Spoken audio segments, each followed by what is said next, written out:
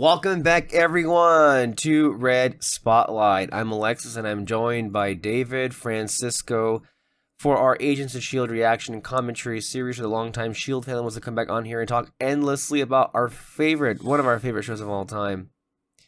We have last week concluded with Season 2. If you can believe that, which is really crazy. So, as we have already established with the end of Season 1, when we have come around the corner to ending a season, we come back on here and kind of reminisce, our highlights and lowlights. And one of the things that I want to make sure that we don't forget, David, because I just forgot until this instant. I think we don't rank all the episodes. I think we kind of select the top 5. So have the episode guide in front of you if you want. I'm going to do that right now before I forget. I'm going to have it on Disney Plus here, and that way I can also have like a visual graphic, because that kind of helps me remember the episodes instead of just looking at titles, because I don't know, looking at lists is not always the most convenient. But have Season 2 open and think about what your top 5 of the season were. And I gotta tell you, I think this was a little bit harder than Season 1, because a lot of these were pretty great episodes. So I think there are some obvious ones, but it'll be interesting to see. So we'll at some point throughout today, we're gonna go ahead and go to that. But for everyone who is watching and listening, this is our end of Season 2 review discussion. We have, of course, reactions that we're gonna come in this installment ready to you for bloopers, deleted scenes, interviews, and then also some commentary, of course. So I think just to begin, we have comments from last week's episode, of course, and we'll get to those. But I just want to say, Agents of S.H.I.E.L.D. has been a constant in my life since 2013, even in the 5 years now, or approaching to be 5 years since it has been off the air. And I am very grateful for just having this wonderful show that we're doing right now, because in midst of a lot of negativity happening in the world, this has been a really good bright light. And I'm as passionate about this show as I ever have been, which is crazy to think about, because I'm legitimately a fanatic when it comes to this show. So the idea that we're here and we're having this platform where we're actually getting to live and relive our favorite moments throughout the show, I really don't want to take it for granted, because this is something that I've wanted to do literally even when the show was airing. And so this is in our small way of keeping it alive, and keeping the fandom alive, of course. And I just love it. And Season 2 is a huge season for me, not just in this show, but I just think as far as TV is concerned. I think obviously these days TV is non-existent for me. Like with everything else, things have just kind of plummeted into a husk of its former self, where the people who are behind the scenes are, quite frankly, incompetent and are not really trying all that hard. And you know what? God bless them. Maybe they don't need to try all that hard, considering the audiences that exist today, right? I literally just watched a video of some asshole, and that person is an asshole, bringing in a fucking live animal into a movie theater to contribute to this chicken jockey thing. And that's not even a joke. That actually happened. And that asshole resulted in that screening getting shut down for everybody involved. So, and I do not think they got refunds. So, there is that. We are in a very different world in 2025 than we were in 2015. God, when this season concluded. And it's very unfortunate, because I feel like in 2015 we were at least for us and, our group of friends in this podcast, we, had a brightly lit flame of enthusiasm for everything. And I think for me, as a brand new young adult, that was the year that I turned 20, and I was beginning to really expand my horizons not crazy, right? I mean, it was still very much limited to mainstream superhero genre bullshit, whatever you want to say. But even that was just like, to me, never has there been a TV show that I had been as enthusiastic about, as engaged with it. I think, again, like why we're talking about it right now, it's not really, again, not solely the episodes, but it was a moment for us. It was a big part of our lives when it was on the air. And again, I think to me, when I have been saying this from the very beginning, the magic of television, real television, by the way that it was back in those days, when it would be on, say like this show was for 7 years, you grew alongside these characters and you really got to know them so well that you were so used to seeing them year in and year out. They were like a really good friend. Unfortunately, TV has changed to where it's not really much of TV anymore, and you're introduced to characters, and who knows if you'll ever see them again, and if you do, it'll be 5 years later. So it's just not the same as it was. It's not as good as it was.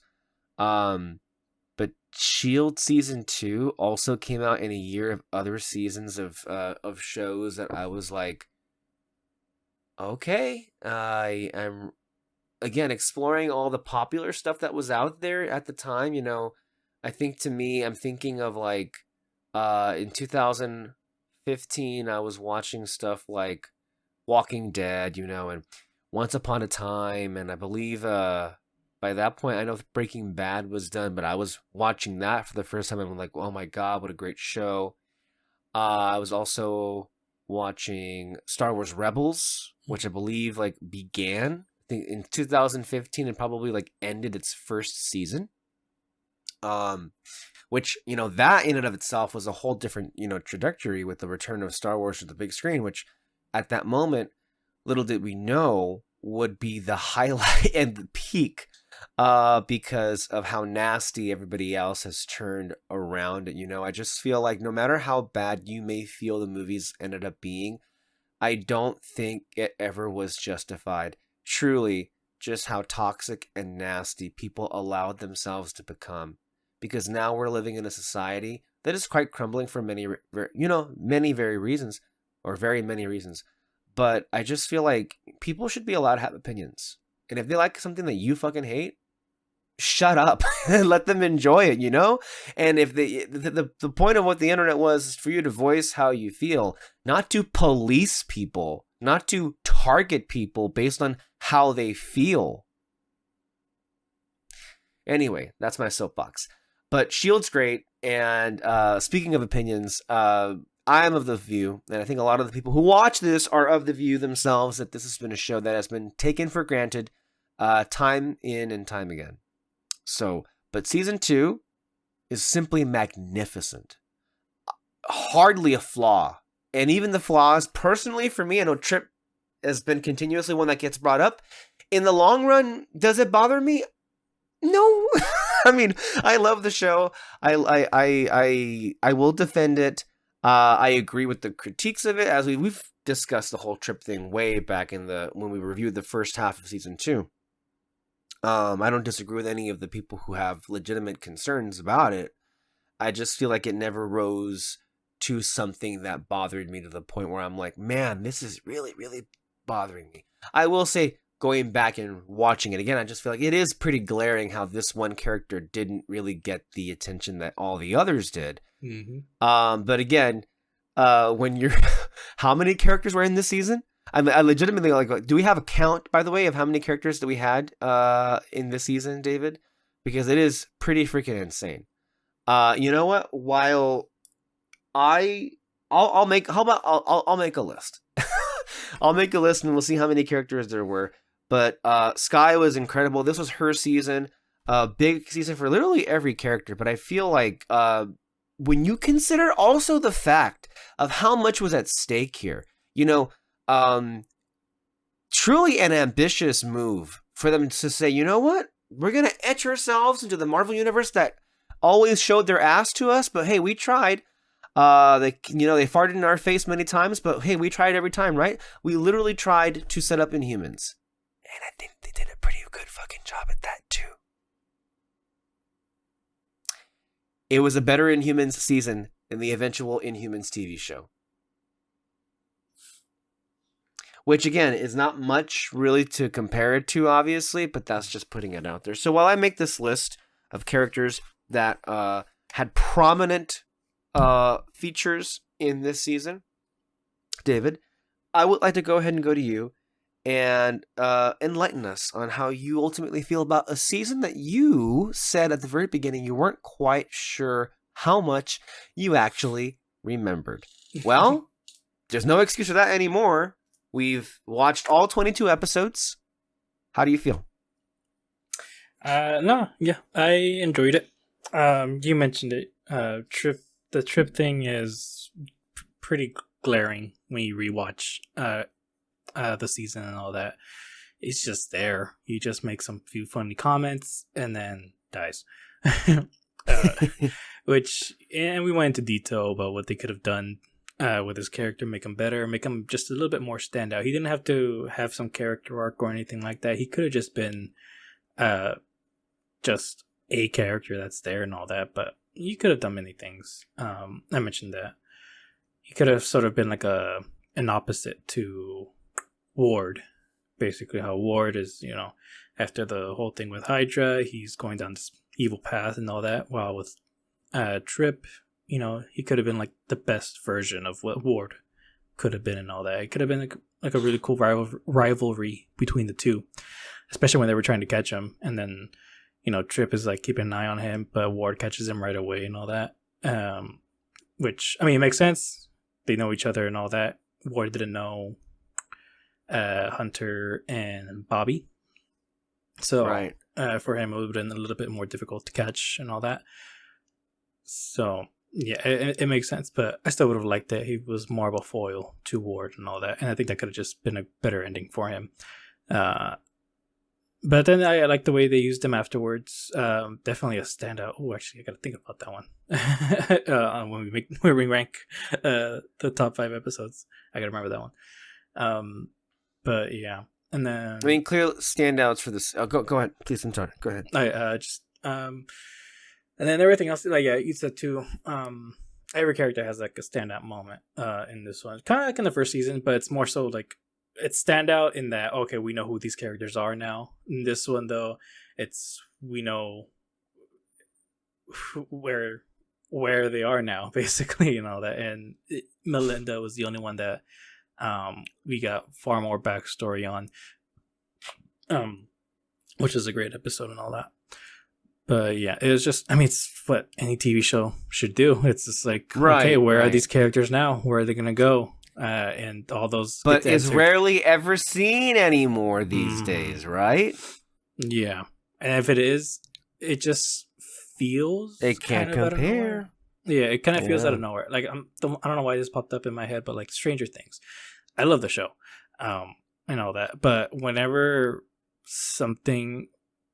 Well, with each season, it doesn't feel like natural that we're just gonna get, okay, this is gonna be this character's arc in the last season. With I can't remember the names. But that one couple from the first season that broke up, and then they were trying to like set something up. Which show? Stranger Things. A couple that broke up? You mean Nancy and Steve Harrington? Yeah, I believe so. How they were kind of just like setting them up somehow in that last season that came out. Oh, well, we can rewatch it because the final season's coming out soon, right? Yeah. I want to say it might be this year. I could be wrong. Maybe next year. That might make for an interesting rewatch series we could do, because that's a show that I feel like, because how, again, it's emblematic of how broken this TV system is, right? Like how many, like it's been 10 years to get 5 seasons. Hey, that should tell you how broken things are, right? Mm-hmm. But I feel like because of how that's it is the way that it is. When it comes back, we literally have to go back and rewatch the show because we forget so much of what has happened.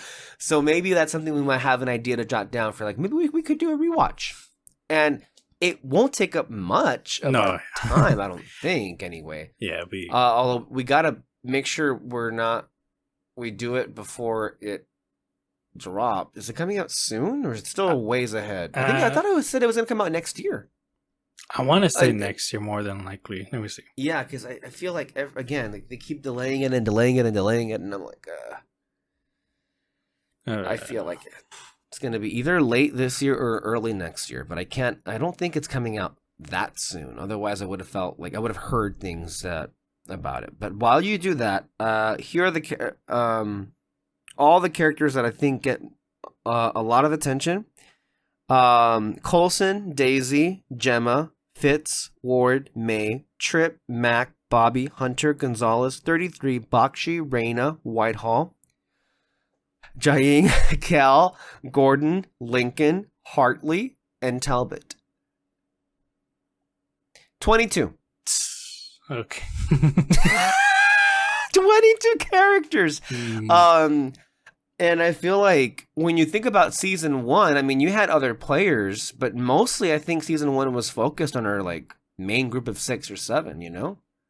But with season 2, it really exploded into a full, complete ensemble, because I feel like while obviously the main characters got a lot more material, there was enough for all of these, I think, characters to make an impact and presence. And a lot of these characters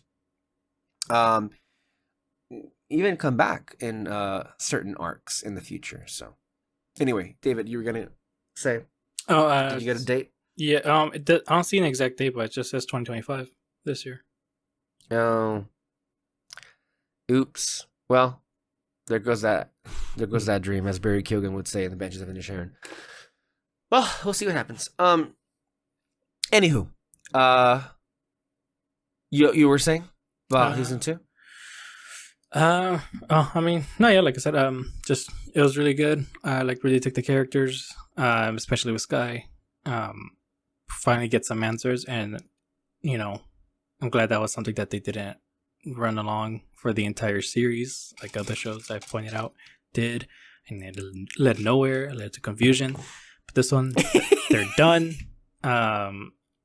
They can move forward with her, and I mean, the best thing is, like, you can see for yourself too. It's like they can lead to many different things, and who knows what's gonna be. I mean, we know, but at the time it was just like, oh, wow, where the heck are you going to take this character? Like, what is she going to do? How powerful is she going to be? And, at that time, you're like, I hope she does come out in Avengers. Interesting question for you. Do you prefer season 2A or season 2B? These are the hard questions. I want to say 2A because it was just like I said, it was just interesting where they took the characters. There was like full reasons as to why they are where they are. It makes sense. It's not that, and not that 2B didn't make any sense or anything like that. It's just, I think it's just in terms of a writing standpoint, I just like the ideas that they had. Yeah, I would agree with you, actually. I would agree with you. I think, oddly enough, season 2A feels like one long episode. Mm-hmm. That's so weird, too. That's our favorite, but has like the biggest problem in the entire one. With Trip and all that. So that's... I think it's just the vibes. I love the vibes of season 2A. It feels like in some ways, it feels like a brand new show. I think the beginnings of the seasons of S.H.I.E.L.D. can often be the most fun, because by the time we get to the back half, things are so dire. It's all suspenseful. It's suspenseful. Things are like breaking down. You don't know how. And then also, again, the breaking the fourth wall aspect of it. For those of us who were watching every week from the very beginning, what added another layer of suspense to the season finales is that you were never sure if there were going to also be series finales. Like you were never really quite sure for a fact if they would return. So, that was interesting. Okay, go ahead. I was just gonna say too. It's also interesting on rewatch everything that they set up for the finale or for future seasons and all that. I mean, the standout. I don't think it was a setup mostly, but I think it was like a standout moment for us is when, it was when they were going to Spain and settle this whole thing. We mentioned like, oh man, it's so crazy how Sky is just in the middle of all this, literally in the middle of it. While what he did to her mom, to Cal and everything, Cal causing chaos for her and all that, and then the Inhuman stuff. Well, she's in the middle of it because she is an Inhuman and all that. The drama aspect of it is beautifully crafted and feels genuine. Mm-hmm. It doesn't feel forced or rushed, you know? It's insane how much she was in the middle of it, and it worked naturally. Yeah, very much so. And I feel like it's truly grounded the way how throughout not just this season, but throughout all the seasons, they made her feel like a full-fledged character that you believed had these powers. And I think it's in large part due to how they handled her powers and how every year there was just a little bit of a skill set uptick in what she was able to do. Never for a moment, I think, on the show were you ever left feeling confused, bewildered, or like, about what her powers are. Now, 2020's Marvel projects leave you feeling all of those things and more, I feel like, when it comes to the powers. I feel like ever since Captain Marvel the movie came out in 2019, they had no idea and they lost all control completely. Mm-hmm. And then the things that I read, I didn't see, but you saw, about how they handled certain people on Secret Invasion, that must be one of the most incompetent things. I mean, from any standpoint, but from the standpoint specifically of how to handle superpowers, from what I read and heard, yikes. They just don't know at all what they're doing. I was going to bring up Moon Knight, how I love the concept of his powers, that he gets it from a god. And all that, and he's sort of like the god's avatar, his. And mind you, while I've really like soured on Marvel TV, Moon Knight is one I think back on fondly because that was still at a time when I was enjoying them. Mm-hmm. For them, I was being very critical of the things that didn't work, as we all should have, but they were still enjoyable. Mm-hmm. We're not living in that era anymore. Yeah, but like I said, I like that concept that he's that god's avatar. But then what becomes confusing is like, okay, wait, how much is there a connection here? Because we were so confused on that final fight between Khonshu and whatever that goddess was. Oh my god, I forgot about the final fights. I've all blocked out. That's not what I was talking about. That I enjoyed about the show. yeah, but it was so confusing because the gods are fighting. Khonshu is winning, and then so is Moon Knight. But then when the other goddess's avatar is winning, so is the goddess, and I'm like, okay, hold on. So who's affecting who here exactly? Yeah. I don't understand.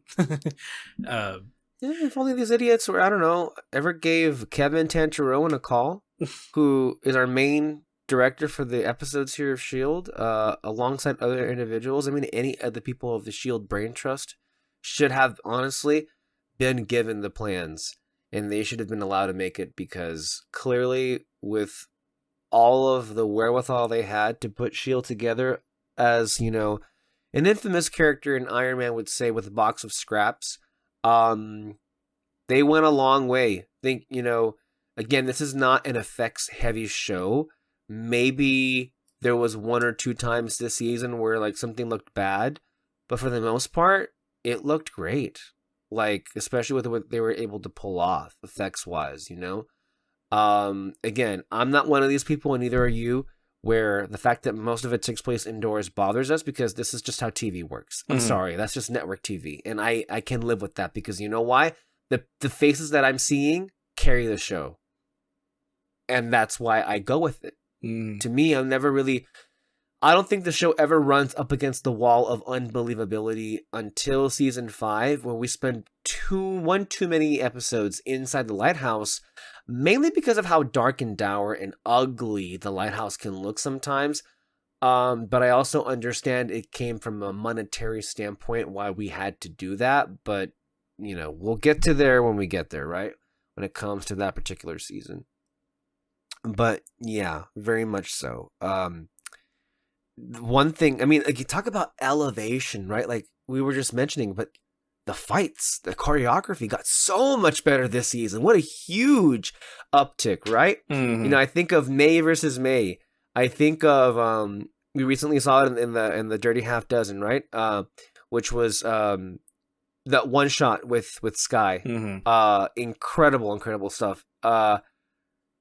Yeah, I really, really good material there that we're seeing here.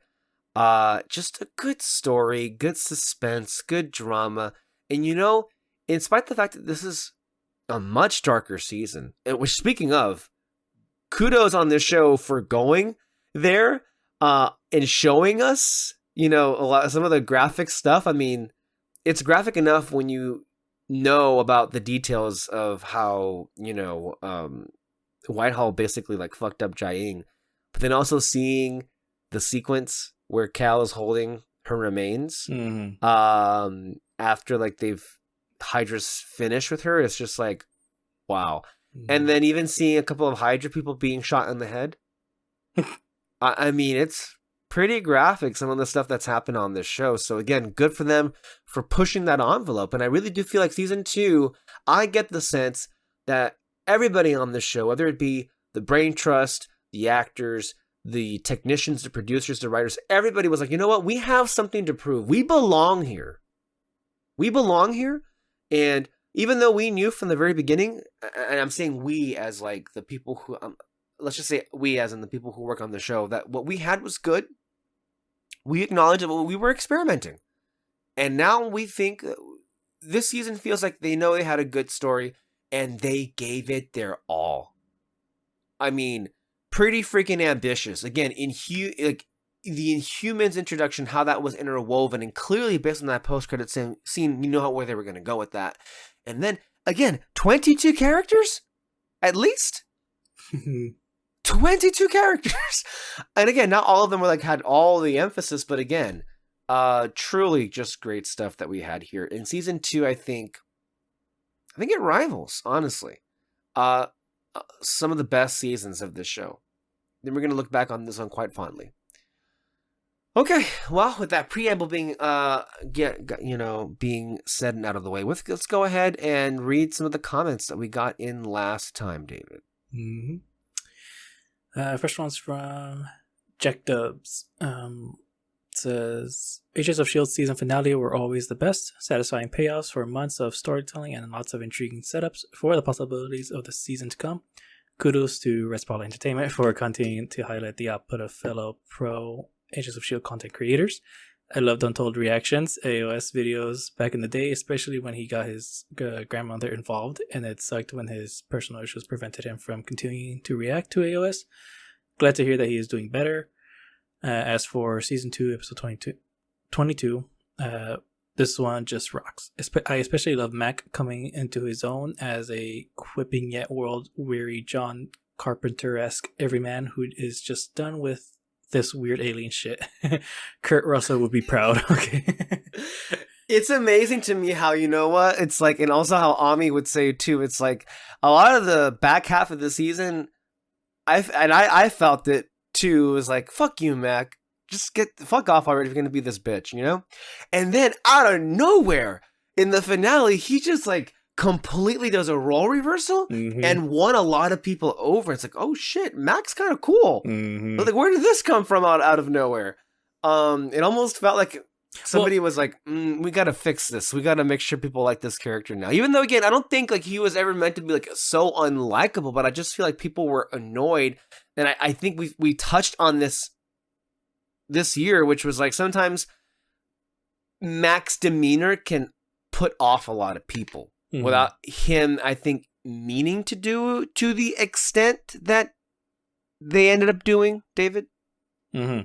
Oh, you said like it came out of nowhere. Like you You mean like you liking him, or just him coming off as cool? Not like people liking him, but I just feel like in some way, like the awareness and understanding from the fans at large that Mac had the capability to be a fan favorite character because of how much he was rocking that season finale. Mm-hmm. Like, it's not like he was like, like nobody liked him or like he wasn't likable. I mean, before then, he obviously was making strides with fans in terms of like, the dynamic that he had with Fitz. But what I mean to say is because longtime fans of the show very clearly, I think, had a wedge between Mac and themselves because of how much Mac was like anti-Coulson. And we'll be honest, it leaves a bad taste in our mouths. People who are unfairly critical of Coulson for the most part, right? Mm. But like, I don't think SOS, that season finale, is, I think, one of the best showcases for how amazing Henry Simmons can be as Mac. And I don't think, to me, that was the moment where his character fully arrived and we're like, oh, okay, this character, we can go ahead and have him around for a couple of years, because this one, I feel like much of season 2, Bobby and Hunter stole the show, right? Like, they were kind of like fan faves for the most part. Sorry, Silva. For most people off the bat. But Mac, I feel like by design, it took a while to get there to where like people were like, with him is what I mean to say anyway. It's not like, there was like this outpouring of hatred or revulsion. It was more so that through some eyes, he got a little bit annoying for some people. I really wasn't sure what they were going to do with the character when he said, I'm leaving. I just can't be here with you as a director anymore. With which, hilariously, Ami was like, well, fuck you too. When I watched his reaction. So that's, I hope that clarified your question. When I just said it. Yeah, it's just for anyone who did dislike him and just found him cool, like at the very end, it's like he didn't really change. You know that? No, right? no. Yeah, so that's why I come on like. That's why I got confused when you said like, oh, he just came out of nowhere. I'm like, he didn't really change much though. It's not like there was like this sudden change of like, oh, I find him cool. It's like, no, this is the things that you hated about him. He was doing this in the finale, but for some reason now you find it cool. Not just you specifically, but like anyone who just like hated him, and all that. But it's just kind of cool to see, or like interesting that. Yeah, the things that people found him annoying of, he became really cool within that moment. But it's because they finally see like a, I guess, moral understanding with him and all that. I think the point ultimately is, David, and I feel like we need Jason Momoa here to deliver this message. Badass. That's all it was. I mean, there was a reason why we banned that word in the last decade. It was because of how often it was used. I feel like that goes a long way for some people, So I feel for that's mostly what it is. It's not like he changed like at all, really. It was more so that people were realizing, oh, you can be really useful. And you get it when you're on our side. I think that's the feeling that people were coming from. Oh, and then also to comment on some of the other stuff, I love this S.H.I.E.L.D. community, and I will take any opportunity I can to showcase anyone who has been involved in promoting this show. And Harley from Untold Reacts was a big part of that. I miss him dearly. I miss his reactions. I loved them. And I'm so sad that we may never see them. I am happy, though, that he's away and he's working on himself for however long that takes. But yeah, I just wanted to remember him, and especially that particular moment, because like that I think encapsulates just like S.H.I.E.L.D. fans and how we feel, especially with like the end of that episode for sure. Okay, next one from Serenity Forever. Story time. SOS Part 2 aired on June 17th, 2015. Part 1 had aired on the 10th, odd given we got the pilot and 084 as a 2-hour premiere back in 2013, and you guys got those a week apart, and obviously these aired as a 2-hour finale in May of 2015. And I met Lil at a con like 10 days later. I said to her, I really hope Simmons isn't dead, and she replied, me too. Safe to say she knew. Oh, God. Safe to say she knew Simmons was okay because like she was heading back to work on season 3 less than a month later. Anyways, she was super lovely and was wearing a Fitzsimmons tee. It was purple with a silhouette of them. That's cute. But yeah, that's awesome. It's so nice also because that's what makes the fandom here so wholesome, because not only did you get the sense that the cast loved working with each other, but they loved what they were doing. Mm-hmm. And they were also themselves fans of the show. And I think ultimately, look, I think what emboldened them is the same thing that emboldened us at home, which was, what the fuck is going on here? Why is everybody being so mean to us? Why is everybody like, why are we the black sheep of this like big, the most successful thing of the 2010s was Marvel, and yet all of their fans take any chance they get to undercut us. At every turn. So I do feel like they showed up to work every day knowing they had something to prove to themselves. And you know what? At the end of the day, they know they made a great show. And they're proud of the work that they do. And honestly, some of them may even be like forthright and tell you, it's like, wow, I didn't know I had that kind of performance in me based on the first season. But again, performances for sure elevated with season 2. And Lil, again, like she herself is just like an extension of Simmons, really. She has, in many ways, been like the person that has most been in communication with fans, for sure, post Shield's end. And I just, honestly, I love her for that. And yeah, her enthusiasm is just infectious for sure. So thank you for that. Next one's from Gary Marshall. The writers do a great job of duping us with that tag scene. They show a montage of the team with their happy endings, and so we expect the same for Fitz and Simmons, only for them to say nope and leave us with one of my favorite cliffhangers. Which, yeah. I mean, I feel like any show, you just gotta have to figure it out, you know, to toss up a coin, which one's not gonna get or who's not gonna get the happy ending or something. Or and they thought, let's give it to these two. I just like imagine the balls to film something like this and not knowing you were gonna come back. I could never. I could never. For my own sanity, I don't know if I could ever live with myself to film something like that with just the risk of not being able to come back and conclude that beat. That would be, oh God. Next one. Next one's from Silva. Greetings, fellow agents. Hope all is well. An amazing season 2 finale and one of the best episodes of the series. I will say again, Kara is the forgotten victim of season 2, and I was sad to see her go. Yep. Yeah. Reina was also a sad death. She died very viciously too, by the way. For Again, that's one of the things is that S.H.I.E.L.D., what I've noticed, especially with season 2, boy, they really didn't hold back on those death scenes, by the way, right? Like, I mean... It gets more intense. That's for sure, but yeah. Yeah. R.I.P. Kara. Yeah. Reina was also a sad death after her journey. Oh, yeah. But it was essential to Sky's growth into becoming Daisy. This is unfortunately the last time we see Agent Weaver, as it would have been nice to see her return for episode 100, or better yet, season 6. On to season 3. I will try to keep my complaints to a minimum and focus on what I like, mainly the villains. In my opinion, season 3 is the weakest of the first 5 seasons, and I often skip several episodes during a rewatch, looking forward to the insights and conversations. It's going to be interesting for sure. I would say, like,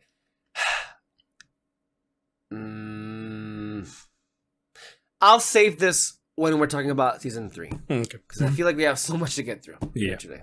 And Jack Debs replied to it. I find it only to be weak due to all the shitty perpetual behind-the-scenes drama that was going on during season 3, both on the show itself and with Marvel in general. At the time, that season 3 is as cohesive as it is only proves how good the writers of AOS truly were. as it could have been a whole lot worse.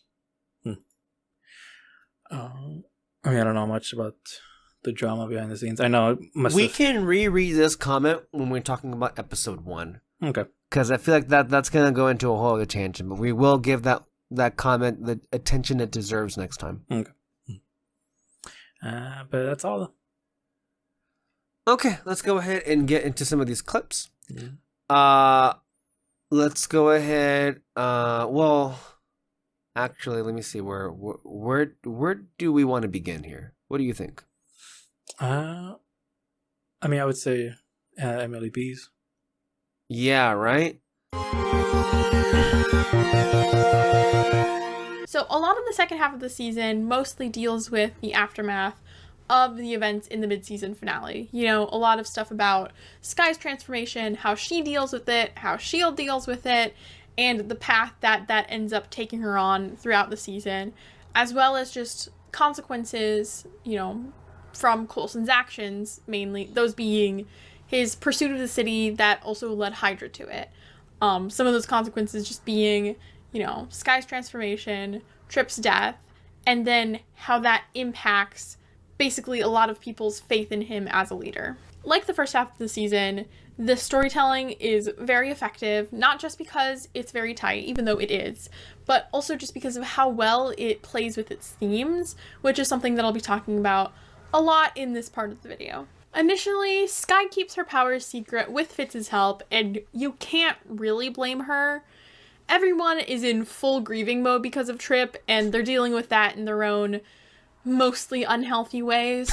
Simmons is probably the one that's most openly affected by it. I mean, her and Trip were close, and at one point she just breaks down and starts blaming herself for his death, you know, because she believes that it's the fault of her lack of caution towards these otherworldly scientific discoveries that, from her perspective, have only caused pain and death. She even muses about how it might be necessary to kill Reyna, who had a far more physical transformation than Sky, and talks about powers and, you know, all of this alien stuff like a plague. While I do think this is pretty horrible language, and it sets up a lot of Sky's own fears about her powers and being different, I don't hate Simmons for it.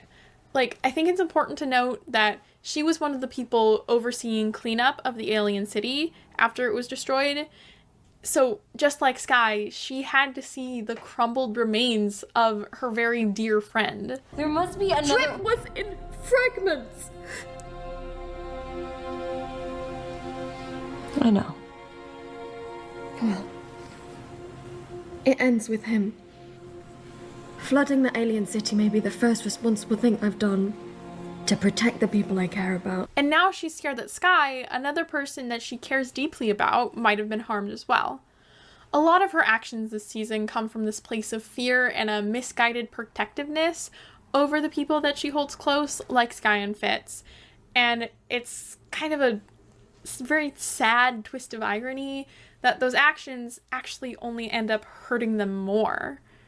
You know, and I don't think that makes her a bad person. It just makes her a deeply flawed one, like every other character in this show. People can just get a little too comfortable and intense with hating on characters that are, you know, just realistically imperfect and flawed, especially when they're women. So Yeah. that's why I say this. Just cut her some slack.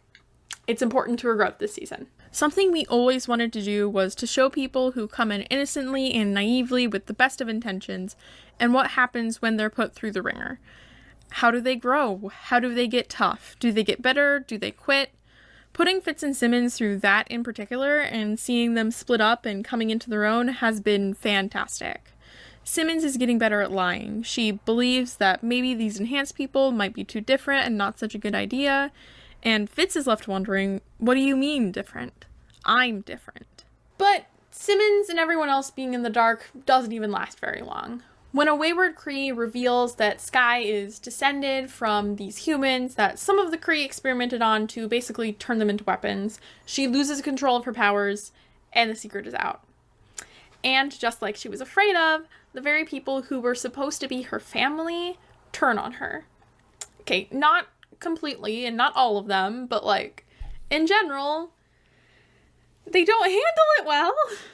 I specifically hate this one scene where, okay, so the team, at least, like, some of the team members are cleaning up after all of this, and they end up getting mad at Fitz for not telling them about Skye, which, fair, I can understand why they feel betrayed, but then they almost immediately go on to just, like, use the most dehumanizing language about her, like, you know, talk about handling her, you know, that they had a right to know, even though, especially now, they've kind of shown that they didn't do anything to earn that right.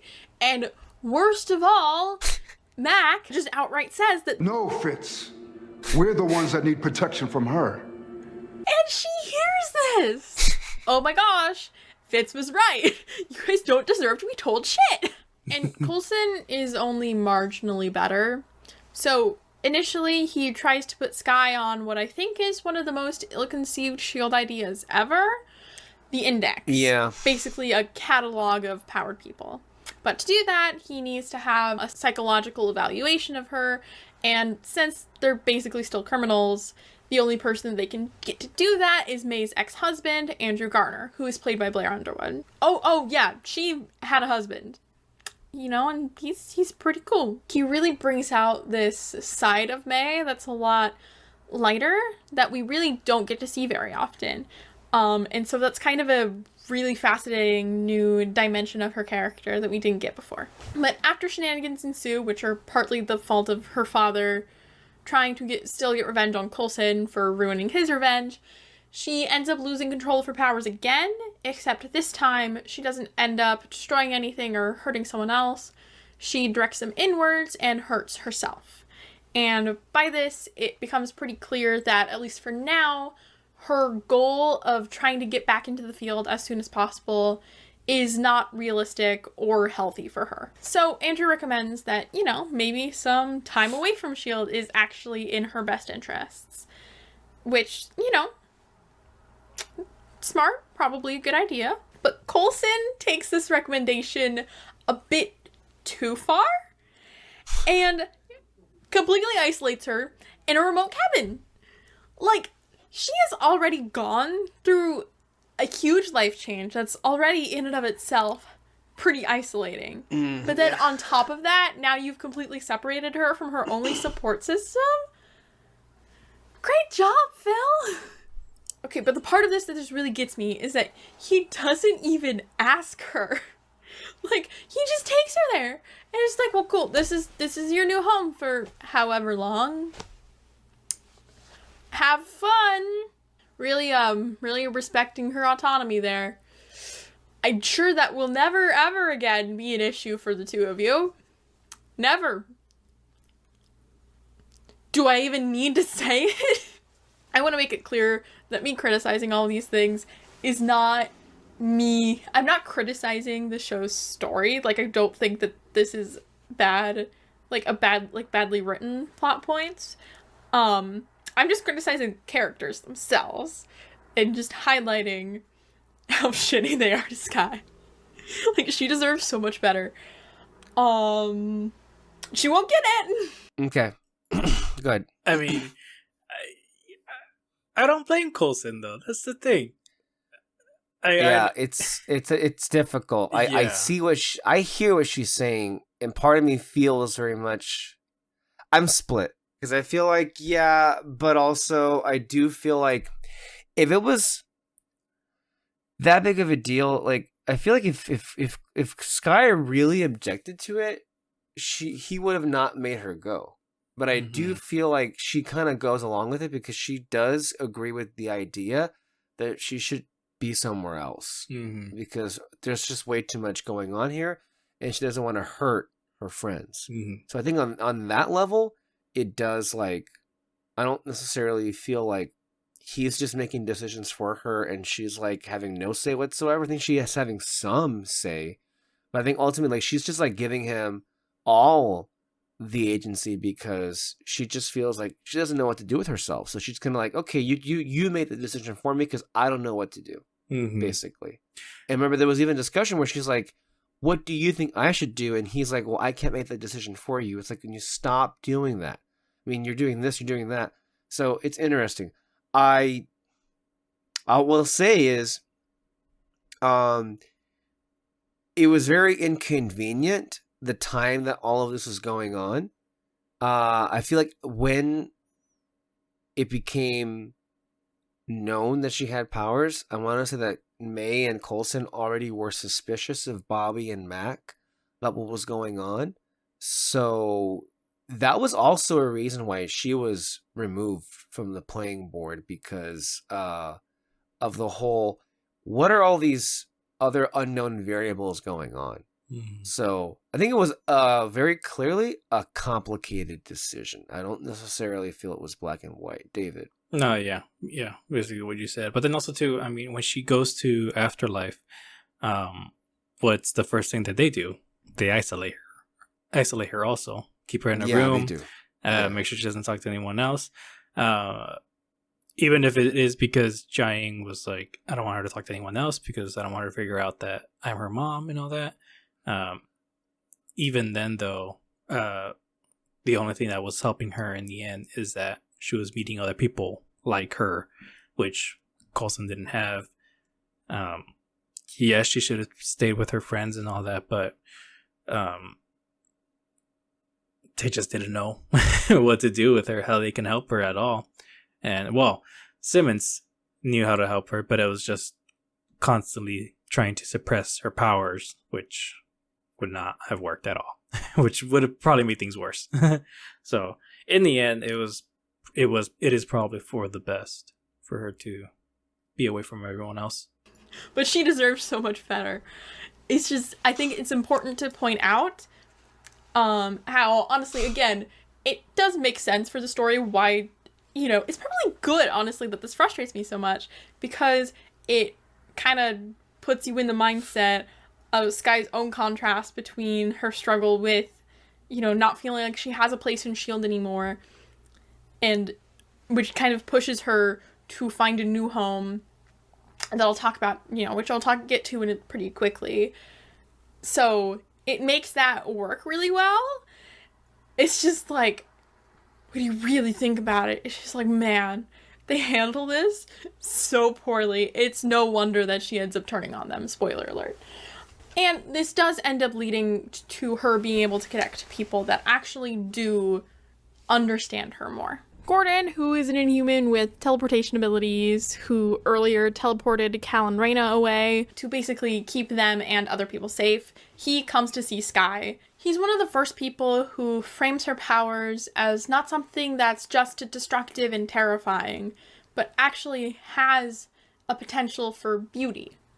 And also tells her that there's a whole community of people who are, just like her, that she would feel welcome and safe among, but, only if she wants to go. She doesn't initially, but it does kind of plant the seeds in her mind that maybe the people who are afraid of her powers are actually wrong. And she ends up taking off the gloves that Simmons made for her, which inhibit her powers. And when she turns on the faucet, she discovers that she is able to, by, manipulating the vibrations, make these really intricate patterns that it's such a simple, small moment, but I just love how it's so simple, like, able to communicate the first time of her getting to witness just something so, delicate and beautiful coming out of something that, for her, so far, has only caused pain. And in general, all of that kind of encompasses one of the main conflicts of this season. Basically, clashing perspectives on how to view superhumans, if they're inherently dangerous, how it changes them, how they should be treated. And that, I think, is a good time to introduce one of the plot points that I have the most complicated feelings about. The real shield. So, like I briefly mentioned, this whole time, Bobby and Mac have been kind of acting somewhat suspicious, and Hunter, who has by now repaired his relationship with Bobby, picks up on that there's, again, something weird going on behind the scenes with them. So when Bobby eventually distances herself from him, he goes and confronts Mac to just figure out what's going on once and for all. And in response, Mac just chokes him out. very surprising from someone like Mac, who until now has been, I don't think he had much option a pretty there either, just though. staunchly non-violent guy. But, he was panicked, and this was his spur of the moment, brilliant way of covering for them. It's kind of funny. Honestly, you don't really need any other scene to demonstrate how not like, just a, spy, at least in the, like, stereotypical idea of what Mac is. And honestly, I love that about him. So, when Mac finally brings Hunter to the people that he works for, we and him get to see what Mac and Bobby have been up to this whole time. So, they do in fact work for S.H.I.E.L.D., but they work for the real S.H.I.E.L.D. Basically, they're a different faction of S.H.I.E.L.D. who have been, working and gathering forces in the shadows this whole time, basically working apart from our S.H.I.E.L.D. because they think that it's illegitimate because of Coulson's leadership. A guy named Robert Gonzalez, played by Edward James Olmos, is sort of their primary leader, although theoretically it's run by this board of other agents, including Agent Weaver, who's one of the people we saw in season 1 helping to run the now defunct S.H.I.E.L.D. Academy, and these two other guys whose names I cannot be bothered to remember. Yeah. The bald one's an asshole. That's all you really need to know. So the core of their issues with Coulson stem from, similar issues that they had with Fury's leadership. It pretty directly continues some of the themes that we saw in season 1. Issues with Fury having, any acceptable amount of collateral damage, expecting people to follow his leadership and decisions unquestioningly, so on and so forth. And kind of to show how valid these issues are, or at least what pushed them to really see them and separate from the rest of S.H.I.E.L.D., we see flashbacks to the fall of S.H.I.E.L.D. when a lot of these agents, Gonzalez, Mac, Bobby, and Hartley, who was also involved in this before her death, were stationed on this very aircraft carrier that they're using now. So originally, Bobby, Hartley, and their whole team were sent to the aircraft carrier just to get what agents they could out, while Bobby stayed back to detonate the ship's server core and sink it. And this would, keep the ship's dangerous cargo from getting into Hydra's hands, but it would also kill countless agents who wouldn't be able to get out in time. And when they realize that they actually might have a fighting chance of taking the ship back against Hydra, even if it's a small one, they start to question if they should actually follow these orders. So they end up all agreeing to completely disregard Fury's orders, and it works. They and many other agents get to live to fight another day because they valued the lives of those agents over what they were told would be for the best. And we followed Fury's orders. Hundreds of men and women who had devoted their lives to this organization would be dead. And if I had been the man in charge, they'd all be lost. And this actually mirrors a conversation that Bobby has with Coulson, I believe in the mid-season finale, where he pretty much just straight up tells her that he is not like Fury. To him, there is no acceptable collateral damage. He won't even consider that. Just want to make sure that we're here to destroy that weapon, not recover it. Why would we do that? That's what Fury would do. I'm not Fury. With all due respect, sir, this kind of op, Fury would have a number. A number? Of acceptable losses. My number's 0, and for the record, I hate that phrase. Minimize destruction. You really aren't Fury, are you? Come on, Bobby. You gotta know me by now. I'd rather use a scalpel than a shotgun. So, you'd think they do have some basis for, thinking that maybe he's different than Fury. However, they're still skeptical because, despite any differences, he still was handpicked to be Fury's successor. It's understandable that they might distrust someone who has the seal of approval from someone who, if they'd listened to him, they might be dead. And then, alongside all of that, they believe that the alien blood running through Coulson's veins even further impact his ability to lead. And it clearly has affected some of his decisions. Mac saw that firsthand. And then on top of that, even if he's not Fury, he's still continuing some very similar policies of practically no accountability or transparency, to the point that he's working on massive projects behind even his most trusted agents' backs. To be fair, Coulson does have very good reasons to keep things close to the chest. I mean, he's rebuilding a shield that was destroyed by agents they were supposed to trust. At the same time, you would think that he would at least be able to trust those closest to him, like May, who does eventually start to feel betrayed when she realizes just how much he's been keeping from her. Someone who she thought she was really close with. Clearly, it's a complicated situation, and that's what makes it so interesting at first, you know? It's so ripe for dialogue about these issues, and, you know, they make an actual compelling case for why, hey, our literal main character has some pretty big issues with what he's been doing, the ways that he's been leading. And conceptually, I might even side with the real S.H.I.E.L.D. a little bit. However, things immediately start to fall apart when they actually act on any of their ideas, and you start to realize how much of a clown Gonzalez actually is. An entire circus, even. So, instead of trying to reason with Coulson or do anything remotely diplomatic, they just stage a hostile takeover of the playground.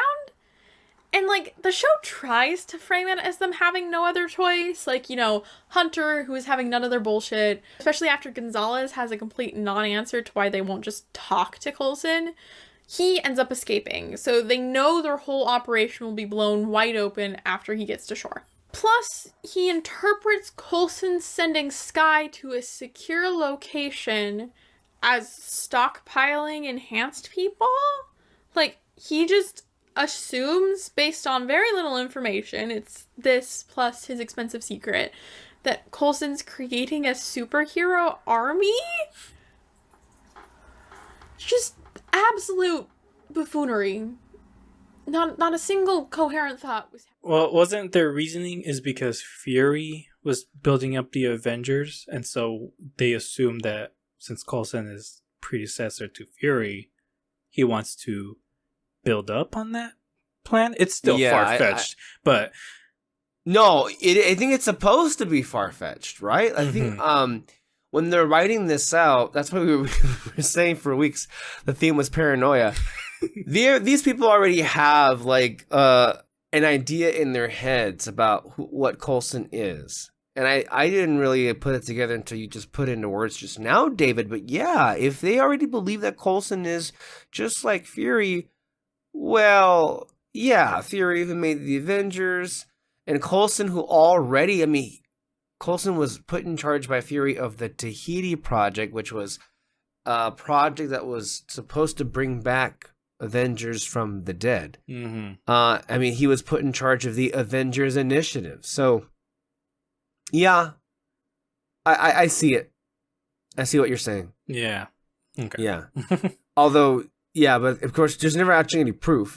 Yeah, there's just no assumptions proof. Of all of it. It's still a little far-fetched, even when I say it, but it's something.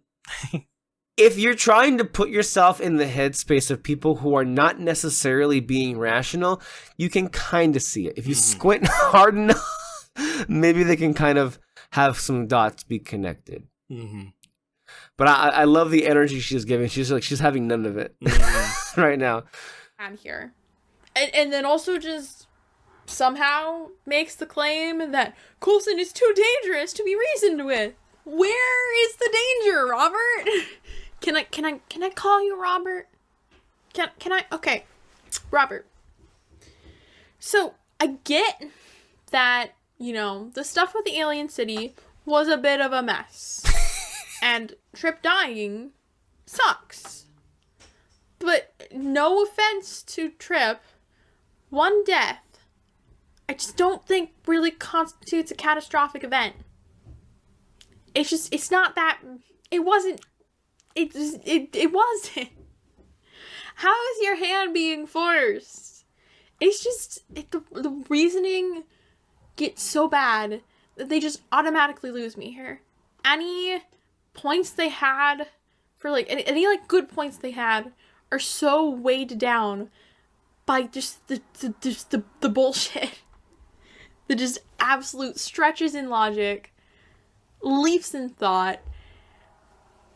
I hate this man. I'm sorry. I hate him.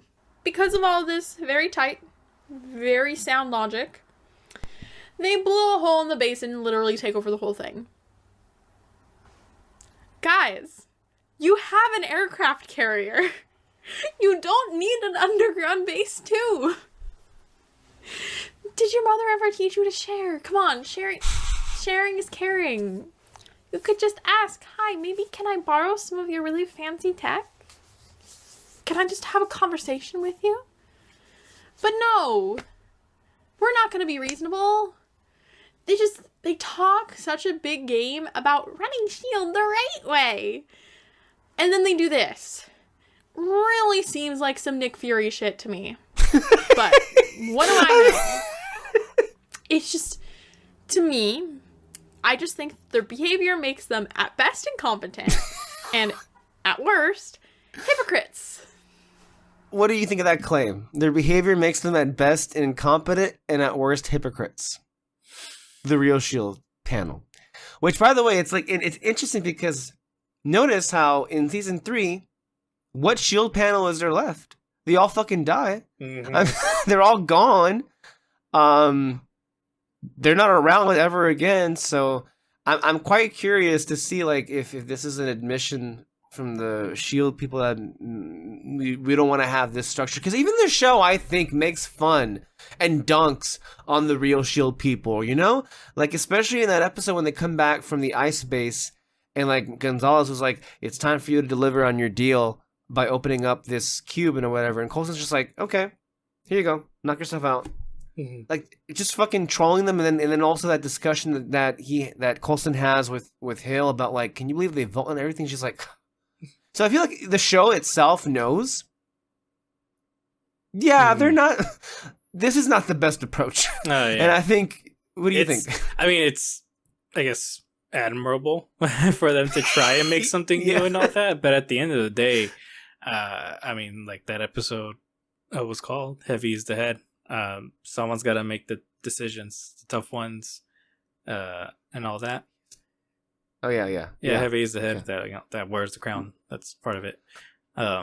So yeah, just someone has to make that tough decision, obviously. But in the end, it has to be someone who is not willing to risk as many lives as Fury would do, and all that. Which that's what Coulson is. I do love this season. I need to make it clear. I like to complain, yes, but I love this season. I just hate this man. He's the worst, and he's so stupid. And then, beyond that, as Coulson points out, they pitched themselves as having this collective leadership model. They decide everything together. No one's the leader. But when they're interrogating Coulson, it's just Gonzalez. At the end of the day, who is the one they all look to? It's just Gonzalez. So now you all operate as what? 5 friendly faces who agree on everything? I don't see the other 4 here talking to me. Just you. I have no desire to be the director. And the whole time, the clear and tangible real threat, Hydra, is still out there. But do they do anything about it? No, because Coulson is the problem here. It's totally Coulson, guys. Coulson does escape, though, with May's help. And he ends up meeting up with Hunter to form the most unexpectedly delightful duo in the whole show, not exaggerating, as they try to find Skye and pursue the real threats while having even less resources than before. Another reason I hate Gonzalez is his constant dehumanizing of superhumans, especially Skye. You want to defend that thing. We can't wear kid gloves around something with powers of that magnitude. He just continually just talks about her like she's just a weapon rather than a person. And so, of course, they have to bring her in before she hurts someone. In a cabin, in the woods, in the middle of nowhere. And he claims he doesn't want to hurt her, but clearly not everyone is on the same page about that. This bald asshole brings a real gun instead of a nicer and fires at her. Unsurprisingly, she defends herself. And it leads to what I think is supposed to be this emotional scene where, you know, she's realizing the full, like, you know, destruction that she's capable of causing. You know, it follows, like, right after she's, you know, seen there's some beauty in it, but it's, like, the contrast, whatever. I just think it's funny. Because this guy gets a massive splinter in his arm, and he deserves it so much. I wish it was worse. I only feel bad for the trees. We never see him again after this, and the show is better for it. She's still upset, though, and this is when she decides to call for Gordon and, you know, have him take her to the place he was talking about. I think there's some kind of actual explanation for why he knows that she's calling for him, but I think it's a lot funnier to just pretend that he was hiding in the woods the whole time waiting for her. But the whole thing with Gonzalez in a circus just pisses me off because they could have been so much more interesting. Like, again, they have valid points, but it's so difficult to let those points stand on their own when they just consistently do the dumbest things and are just inconsistent with, like, you know, the application of them. You know, it's like, you know, obviously they can be flawed, but people aren't gonna take your criticisms of your main character seriously if they're constantly made by people who say one thing but act in another. They want to run S.H.I.E.L.D. the right way, or, you know, they don't want to be like Fury, or just all this stuff, but they don't do it. But the show never seems to, at least the way that they pose it and the way that writers have talked about it, it really feels like they don't think or realize that these characters are just, again, stupid and kind of hypocritical. Because, like, they talk about Gonzalez, like, you know, in the Declassified book. This was just kind of what made me just lose it when I was writing this. Is they talk about him like, you know, oh, he's kind of this contrast, this foil to Coulson. We wanted to have someone play him who would have just as much weight and people would trust and like. And I'm like, you failed. If you were trying to write someone who people are going to be just as, or at least, you know, could be just as sympathetic to as they are with, you know, Coulson, who's already established, you failed. That's not what this character is. This character, honestly, more so just reinforces the idea that, oh no, Coulson actually, you know, he is a great leader. Coulson is the ideal S.H.I.E.L.D. leader, and he might have some flaws, but, you know, at least he's better. Honestly, I think Bobby is actually a much better representation of their point of view. Probably because of the conversation that she has with Coulson that I talked about. She's a lot more sympathetic to his point of view, and even questions at a certain point whether or not they're going about this in the right way. Mainly for her, at this point, she's just tired of secrets, which I get. I get why May ends up agreeing with her. It's just really hard to take them seriously when Gonzalez's perspective ends up overshadowing almost everyone else's at the real S.H.I.E.L.D., even though he's not supposed to be the director. And Gonzalez just being so frustrating and stupid just makes their criticisms of Coulson hold so much less weight, you know? It feels like they can never just be his, you know, the issues with him can never just be fully questioned because it's got all this other baggage that their freaking everything they do brings to it. So let's just talk about something that I do like now. Basically everything with the Inhumans and Skye. If you don't know, the Inhumans are basically a race of superhumans from the comics. Those generally focus more on the Inhumans from the Inhuman city Adelan and their royal family. S.H.I.E.L.D. does not adapt any of that part of their lore, I guess, because that would be left for the upcoming Inhumans movie, which I'm sure absolutely nothing could possibly go wrong with. Instead, the show establishes its own outcropping of Inhumans, Afterlife, which is basically a safe haven for Inhumans, whether or not they've transformed. She's obviously going to move on to Inhumans. I want to ask you, what do you think about Gonzalez, personally? Do you understand where she's coming from? How do you feel about him? 'Cause I feel like Edward James Olmos is a great actor. Yeah. And I feel like you cast him because you do want the audience to be somewhat conflicted about who he is.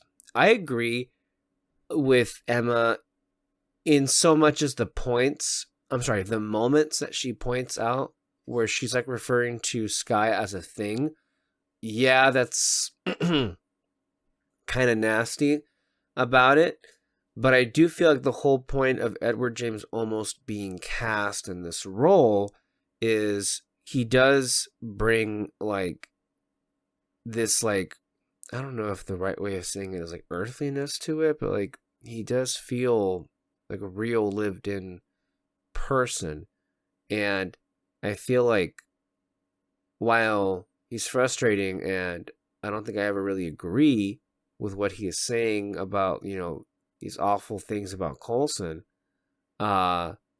ultimately I think you get the idea that he's coming from a good place, although however misguided the execution of what he wants to practice ends up being.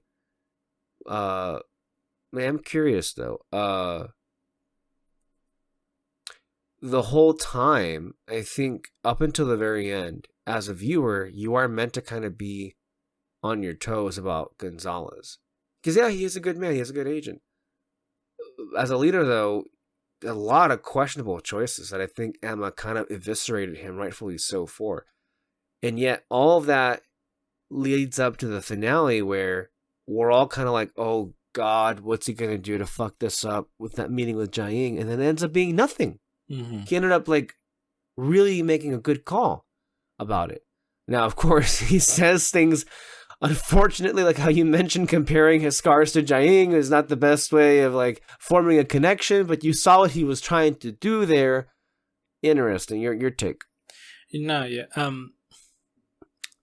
She mentioned how in interviews that he was supposed to be, was that the right word? Foil?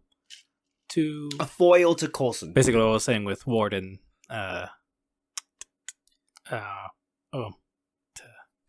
what's his name? Who? Ward and Talbot? No, sorry. The guy that got killed off in the mist thingy. If his name Trip. Oh my god! I know. You're turning into Peter.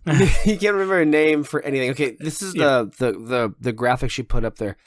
Fan favorite Edward James Olmos, a veteran of iconic roles in such films and TV series as Blade Runner, Battlestar Galactica, Dexter, The West Wing, and Miami Vice, brought an immediate authoritative air and trustworthiness to Robert Gonzalez. That was a challenging role because we knew we needed somebody who could give Clark Gregg a run for his money in some sort of way. Casting director Sarah Halley Finn says, Coulson is such a beloved figure and leader that we knew we couldn't have anybody less than Edward James Olmos if we were going to try and pose a credible threat to take command of the team. I think it was perfect casting because there's so much goodwill toward him in multiple fandoms. Consulting producer Craig Titley says, he brings the gravitas with him and just has a presence that I think is very helpful in this role because you would immediately think this is a character, is a villain if you cast anyone else, but he's not. I don't see any mention there about him being a foil to Coulson necessarily. I mean, I don't know how you interpret it, but I just feel like all of what was said there, I agree with. Like, that's why you want to cast an actor for this role. Yeah, maybe she's reading in a different way. Maybe, but I agreed with that article that he brings about this presence that almost make him stand out more than Coulson and all that. And in terms of like his leadership in the show and all that, I think the main thing was that his focus was just more on his team, that they showed that flashback where he was just like, no, the mission. And then when, in that moment where it's just like, let it be about the people who want to protect this planet and all that. And yeah, he was proven wrong. And so now he is like, all in on that idea to protect his own people. And so when you have the Inhumans popping up, people with powers who can, in their minds, believe that they can take him out in an instant, yeah, he's going to be paranoid about it, like we've been saying. And so from that perspective, I think it does make sense, some of the decisions that he makes. We might have been annoyed by it as we were watching along and all that, but as soon as she mentioned that, like, a foil to Coulson, I'm like, is he though? Like, what exactly is it? And he is just someone who wants to stand by his own morals and all that. And I think it's harder for him to change because it could be because of age. He's older than Coulson and all that, probably older than Fury. And so with that kind of thing, it's difficult for him. But then what happens when we do see like a sliver of, I guess you can say, humanity that he has for the Inhumans, and he fucking gets killed. Yeah. I really do love that moment where he, like, gives her that, I guess, medallion. I don't know what it was called exactly, to Jaing. Yeah. And all that. It's like, oh, that's actually really, really sweet. I still don't like that line of like, we have the same scars or something like that. That was hilarious. But yeah, you mentioned, we see what he was trying to do there, and sadly it backfired on him. So yeah. I don't know. Next time in part 2, we're going to go ahead and pick up with this video as it's beginning to discuss about the Inhumans storyline. We will react to bloopers, deleted scenes, and interviews, and then kind of preview for like what's going to happen with season 3. We were not planning originally to just like cut it off short here, but I think we've kind of reached the point where like it may be a bit too much for a single episode. So David and I have come to the decision that we're just going to go ahead and stop here. But I do feel this gives a good opportunity to kind of like chime in on like a lot of, because we talked a lot in this episode enough. So for those of you who have been watching and listening, please feel free to respond in your own ways to Emma's takes as well as ours, and perhaps you agree with one of us, and perhaps you have your own take, and we'd love for you to contribute and maybe refer us. We'll read it next week on the show. So with that being said, thank you all so much for coming on here, and we will see you back again next time. Bye-bye. Bye.